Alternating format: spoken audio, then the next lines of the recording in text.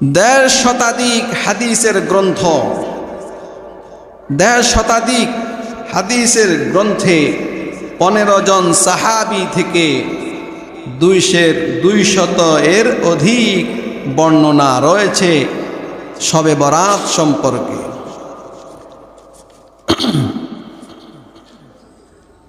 তো প্রসিদ্ধ কয়েকটি হাদিস আমি আপনাদের সম্মুখে উপস্থাপন করব।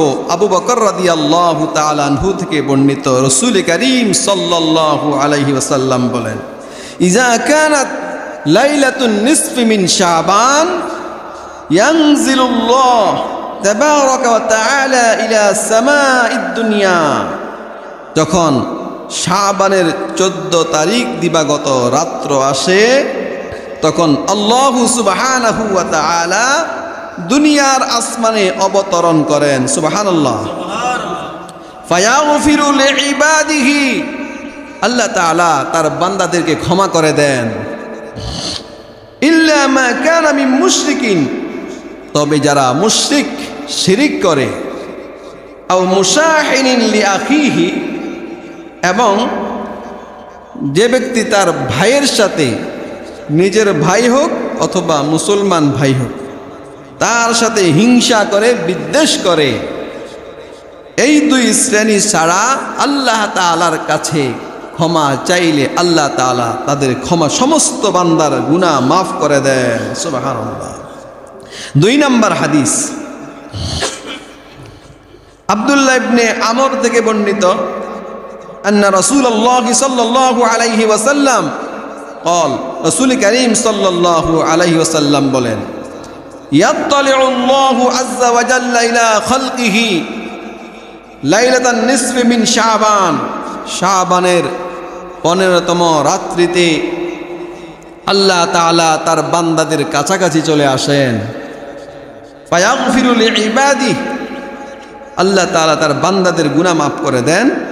ইল্লা লিইসনাইন, 2 শ্রেণী ছাড়া, ওই যে হিংসুক আর যে হত্যাকারী। এখানে আসছে হিংসুক আর হত্যাকারী, আগের হাদিসে আসছে মুশরিক আর হিংসুক। তাহলে তিনটাই মুসনাদে আহমদে হাদিসটি উল্লেখ রয়েছে। 3 নম্বর হাদিস, আবু মুসা আশআরী রাদিয়াল্লাহু তাআলা আনহু থেকে বর্ণিত, আন রাসূলিল্লাহ সাল্লাল্লাহু আলাইহি ওয়াসাল্লাম قال, রাসূলুল্লাহ সাল্লাল্লাহু আলাইহি ওয়াসাল্লাম বলেন, ইন্নাল্লাহা লা ইয়াত্তালিউ ফি লাইলাতান নিসফি মিন শাবান। আল্লাহ তাআলা শাবান মাসের 14তম দিবাগত রাত্রে অবতরণ করেন। ফায়াগফিরু লিজামিই খালকিহি, সমস্ত মানুষকে ক্ষমা করে দেন। ইল্লা লিমুশরিকিন আও মুশাহিনিন, ওই 2 শ্রেণী ছাড়া। হাদিসটি উল্লেখ রয়েছে সুনান ইবনে মাজাহ। 4 নম্বর হাদিস, মুআয ইবনে জাবাল থেকে বর্ণিত, রাসূলুল্লাহ সাল্লাল্লাহু আলাইহি ওয়াসাল্লাম বলেন, ইয়াত্তালিউল্লাহ ইলা খালকিহি ফি লাইলাতান নিসফি মিন শাবান ফায়াগফিরু লিজামিই খালকিহি ইল্লা লিমুশরিকিন আও মুশাহিনিন। সহিহ ইবনে হিব্বানে এই হাদিসটি রয়েছে। আগের হাদিসে যে অর্থ, এই হাদিসের একই অর্থ। 5 নম্বর হাদিস, আলী রাদিয়াল্লাহু তাআলা আনহু থেকে বর্ণিত, قال رسول الله صلى الله عليه وسلم إذا كانت ليلة النصف من شعبان فقوموا ليلها وصوموا نهارها। আল্লাহ নবী সাল্লাল্লাহু আলাইহি ওয়াসাল্লাম বলেছেন, যখন শাবান মাসের 15তম রাত্রি আসে, তখন তোমরা ওই রাত্রে নামাজে দাঁড়ায়া যাও, নামাজ পড়ো। আর তারা বলে শবে বরাতের কোনো নামাজ নাই। হাদিস বলে নামাজ আছে, তারা বলে নাই। আমরা কোনটা মানব? হাদিস মানবো না তাদের কথা মানবো? আসুমু নাহারাহা, আর তার দিনে রোজা রাখো। রাত্রে দাঁড়াও, কিয়ামুল লাইল করো, আর দিনে রোজা রাখো। কেননা ফাইন্নাল্লাহা ইয়ানজিলু ফিহা লিগুরুবিস সামা ফিল গুরুবিশ শামসি ইলা সামাঈদ দুনিয়া। কেননা আল্লাহ রাব্বুল আলামিন 14তম দিনে যখন সূর্য ডুবে যায় আল্লাহ রাব্বুল আলামিন তখন দুনিয়ার আসমানে নাজিল হন, অবতরণ করেন। সুবহানাল্লাহ। ফায়াকুলু, এবং বলেন আলা মিন মুস্তাগফিরিন, আলা মিন মুস্তাগফিরিন ফাগফির লাহু, কে আছে গুনাহগার, আমার কাছে ক্ষমা চাও, তোমার জীবনের গুনাহ ক্ষমা করে দেব। আলা মুস্তারজিকুন ফারজুকাহু, কে আছে অভাবী, আমার কাছে চাও, তোমার অভাব দূর করে দেব, তোমার রিজিক আমি আল্লাহ বাড়ায়া দেব। কোন বাবার দরবারে যাওয়ার দরকার নাই, আল্লাহর দরবারে অভাব নাই। বাবাও খায় আল্লাহটা, বাবার কবরে আল্লাহর পক্ষ থেকে রহমত আসলে তিনি শান্তিতে থাকেন, আর রহমত না আসলে কবরে তার অবস্থা কি আছে আল্লাহই ভালো জানে। বাবার কাছে চায়া কোনো ফায়দা নাই, চাইতে হবে বাবার আল্লাহ যিনি, আমার আল্লাহ যিনি, তার কাছে চাইতে হবে। কথা বলেন ঠিক না বেঠিক? আলা মুবতালান ফাহুয়া আফিয়াহু, আলা কাযা আলা কাযা। আল্লাহ পাক ডাক দিয়া বলেন, কে আছে অসুস্থ ব্যক্তি, আমার কাছে প্রার্থনা করো, আমি আল্লাহ তোমাকে সুস্থ করে দেব। আলা কাযা আলা কাযা, এভাবে আল্লাহ তাআলা এক একটা বিষয় উল্লেখ করে করে করে করে বান্দাকে ডাকেন, আমার কাছে চাও, আমার কাছে চাও, আমার কাছে চাও। এভাবে সূর্য ডুবার পর থেকে বলতে বলতে হাত্তা ইয়াতলু আল ফাজরু, সুবহে সাদিক পর্যন্ত, সেহরির টাইম শেষ হওয়া পর্যন্ত আল্লাহ তাআলা সারা রাত ডাকতে থাকেন। সুবহানাল্লাহ। আল্লাহ তাআলা সারা রাত ডাকবে আর বান্দা ঘুমায়া থাকবে। এটা কি হয়? কি বলেন, এটা হয়? হাদিসটি রয়েছে আল মুসনাদুজ জামে এবং সুনান ইবনে মাজাহ।